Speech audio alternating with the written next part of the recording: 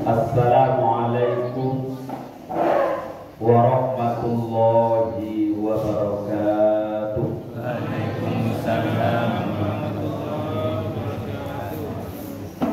Alhamdulillahi rabbil alamin. Hamdan na'imin, hamdan syakirin, hamdan yuwafi ni'amahu wa yukafi'u mazidah. Ya Rabbana lakal hamdu kama yanbaghi li jalali wajhikal karim wa 'azimi sultanik. Asyhadu an la ilaha illallah wahdahu la syarika lah wa asyhadu anna Muhammadan 'abduhu wa rasuluh la nabiyya wa rasula ba'da. Allahumma salli wa sallim wa barik ala Muhammad wa ala alihi wa ashabihi ajma'in. A'udzu billahi minasy syaithanir rajim. Bismillahirrahmanirrahim. Alif lam mim. Zalikal kitabu la raiba fihi hudan lil muttaqin. Sadaqallahul azim. Yang sama-sama kita hormati pengurus Masjid Imam, selanjutnya bapak-bapak, ibu-ibu, jemaah subuh yang insya Allah dirahmati dan dimuliakan Allah. Amin. Anak kami serta pesantren Ramadan yang kami cintai dan kami banggakan. Bersyukur kita kepada Allah, alhamdulillah subuh ini kita kembali diberi kekuatan dan kesempatan untuk hadir di tempat yang sangat mulia ini. Alhamdulillah kita telah selesai melaksanakan sholat subuh berjamaah dan insya Allah akan kita lanjutkan dengan kegiatan taklim kita. Kemudian kita berselawat untuk Nabi kita, Nabi Muhammad sallallahu alaihi wasallam. Allahumma shalli ala Muhammad wa ala ali Muhammad. Assalamu alayka ya Rasulullah. Assalamu alayka ya Habiballah. Bapak-bapak dan ibu-ibu serta anak kami, subuh ini kita akan kembali mengulang-ulang kaji. Mengulang-ulang kaji kita artinya tidak ada yang baru yang kita sampaikan, tapi kita mengulang-ulang dengan tujuan kalau kita sudah pernah dan sudah tahu, ya mudah-mudahan tambah paham dan tambah tahu. Kalau sudah lupa, mengingat-ingatkan kembali. Kita bahas subuh ini tentang fadilah membaca Al-Quran.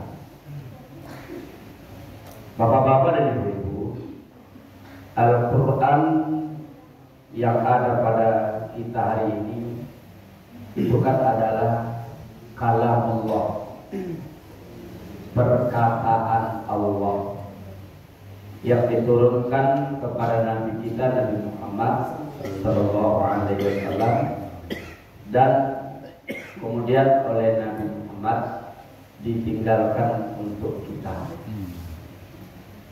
Al-Quran itu Allah turunkan adalah sebagai petunjuk bagi kita, sebagai pedoman bagi kita dalam hidup. Dan Nabi telah menjamin kalau kita berpegang teguh kepada Al-Quran dan sunnah beliau, kita tidak akan sesat, kita tidak akan salah.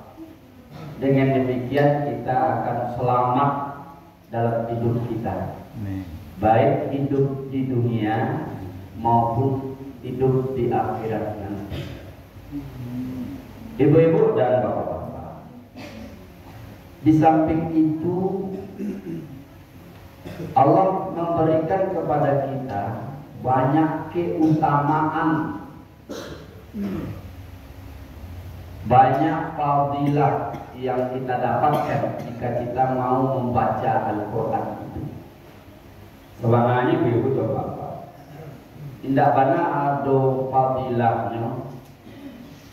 Kalau kita yang benar-benar menyadari fungsi Quran pun, pasti kita yang membaca, pasti kita yang memahami, pasti kita yang mengamalkan.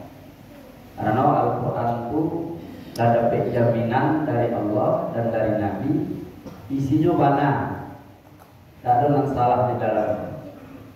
Dan kemudian ia akan menuntun kita menuju keselamatan dan kebahagiaan.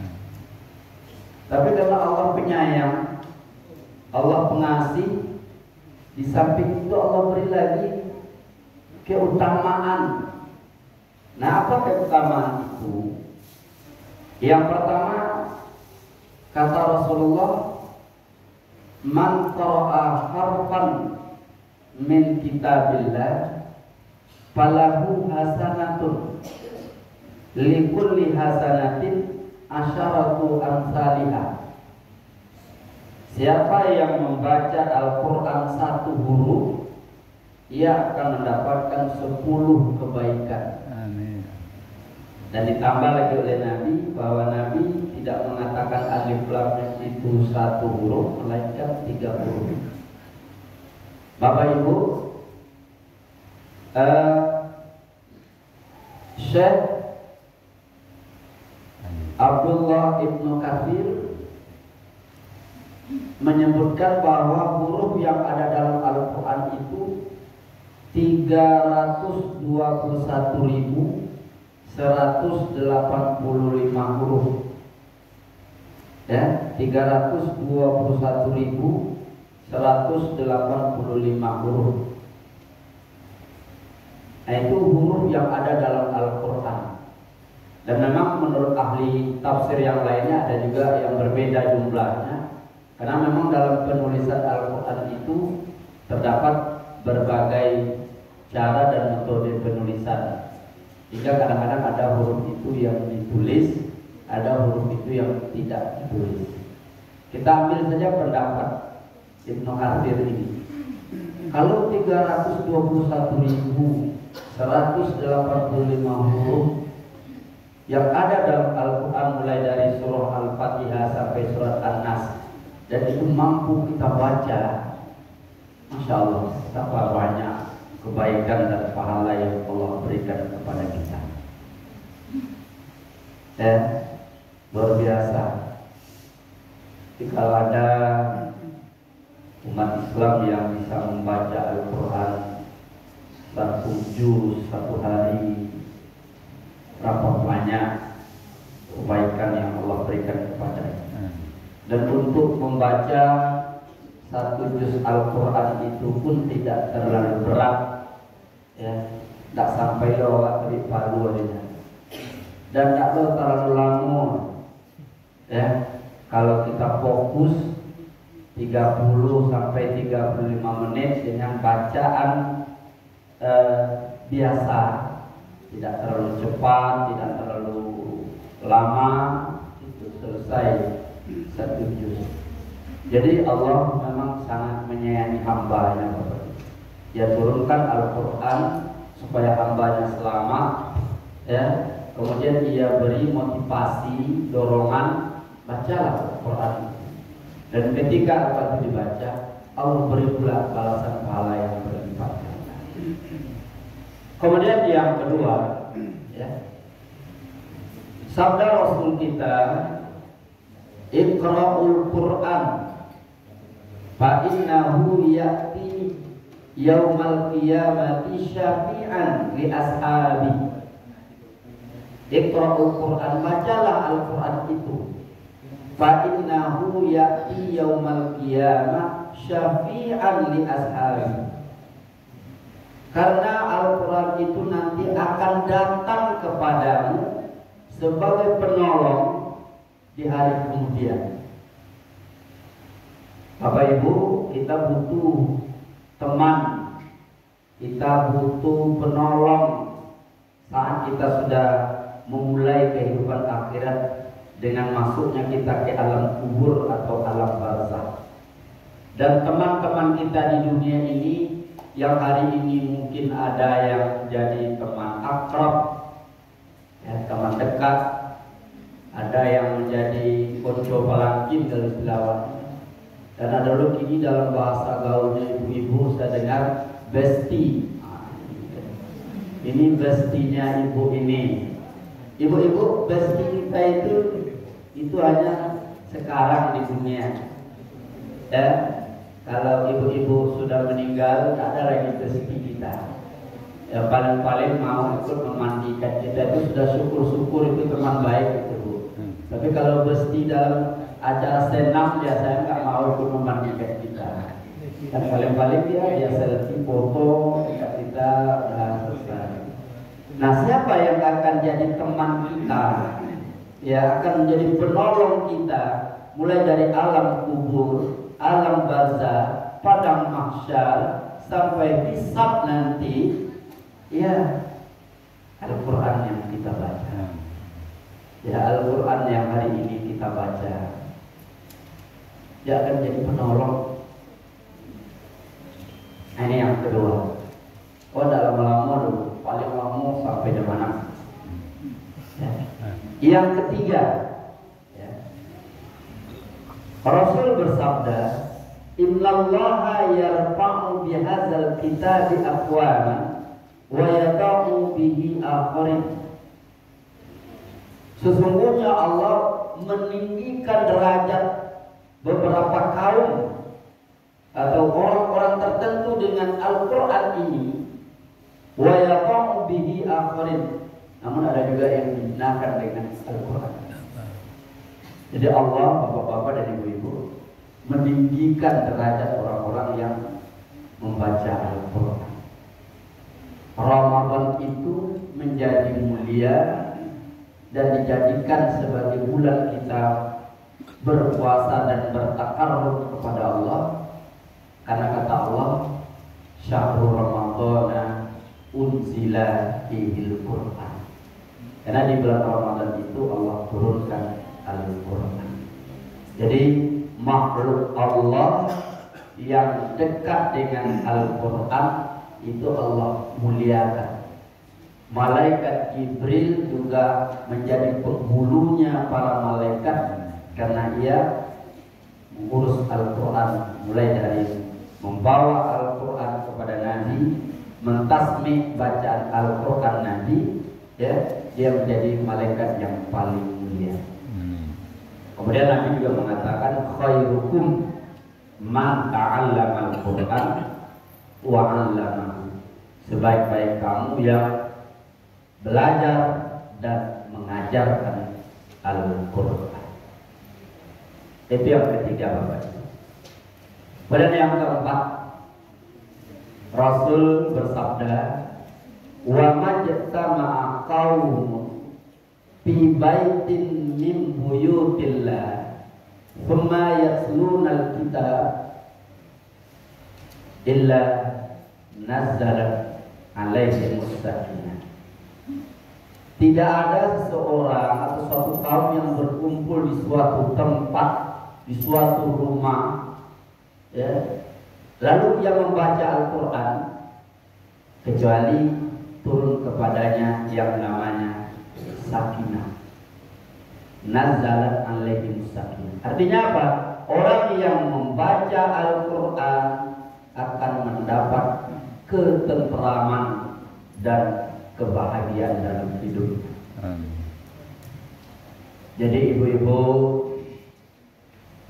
kalau ada orang menikah, itu kan kalau ditanya kenapa kamu menikah, jawabannya ingin mendapatkan keluarga yang sakinah. Itu jawaban yang paling populer juga.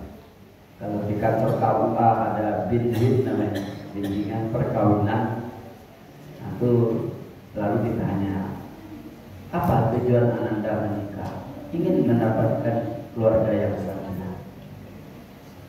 Sakinah itu Allah yang punya.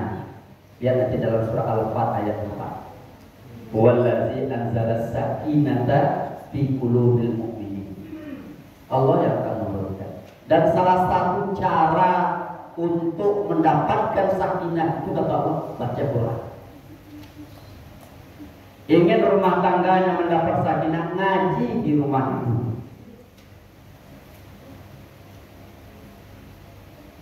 Kalau ada rumah di dalamnya tidak pernah dibaca Al-Quran, Nabi memberikan perumpamaan rumah itu bagaikan kuburan. Ya, kuburan yang terbayang oleh kita tentu pertama menakutkan, seram. Cuma kadang-kadang awak lalu kuburan setakut itu. Jadi awak tinggal di kuburan. Kuburan yang mana? Rumah yang di dalamnya tidak pernah ada yang membaca Al-Quran. Bapak Ibu, itu 4 yang kita bahas pagi ini tentang keutamaan membaca Al-Quran. Intinya apa? Ayo baca Quran. Apalagi kita sekarang di bulan Ramadan, bulan yang sangat mulia, bulan diturunkan Al-Quran. Marilah kembali kepada Al-Quran. Masalah kita hari ini Bapak Ibu, kita jauh dari Al-Quran. Ambo, ibu-ibu dan bapak di majelis-majelis taklim, ya, saya sering bertanya pada jemaah, ibu-ibu, lagi mengaji di rumah, lagi Ustaz. Coba ibu karena surah A ayat bara yang terakhir ibu baca. Tidak tekanan itu. Bapak tidak tekanan bila ibu terakhir membaca Al-Quran. Tidak tekanan itu Ustaz. Kalau mau tidak baca Quran, ya tidak lama. Ya, bahkan ada yang ditanya bila terakhir ibu ngaji, yo ketemu ngaji jam 40 lagi. Kalau di mantan murid awak, berarti 20 tahun yang lalu. Tidak ada baca ini sendiri tu lagi. Tidak ada Pak. Jadi masalah ini ibu bapak, umat Islam meninggal Quran. Itu ditampetain bapak. Kalau di Siko yakin ibu-ibu, yo harinya, bapak jabarinya. Tapi banyak umat Islam yang hari ini ada yang sudah puluhan tahun tidak pegang Quran, tidak baca Quran. Pada Al-Quran itu hebat. Itu dalam surah Al-Hasyr ya. Lau anzalna hadzal Qur'ana 'ala jabalin la ra'aitahu khashi'an mutasaddian min khasyatillah. Seandainya walaupun dalam ilmu nahwu lau itu tidak pernah terjadi gitu. Anzalna hadzal Qur'an 'ala jabal la ra'aitahu khashi'an mutasaddian min khasyatillah. Kalau kami turunkan Al-Quran itu ke gunung, ke bukit, la ra'aitahu khashi'an mutasaddian min khasyatillah. Sungguh kamu akan lihat bukit atau gunung itu pecah, tersungkur, lebur, karena Al-Quran turunkan kepada. Betul kalau selalu menerima linnas itu perumpamaan untuk manusia tentang hebatnya Al-Quran. Tapi sayang kita yang sudah pegang Al-Quran, bahkan ada yang dalam pernikahan menjadikan Al-Quran sebagai mahar, namun kita tidak dekat dengan Al-Quran. Bapak Ibu, yuk kita kembali ke Al-Quran.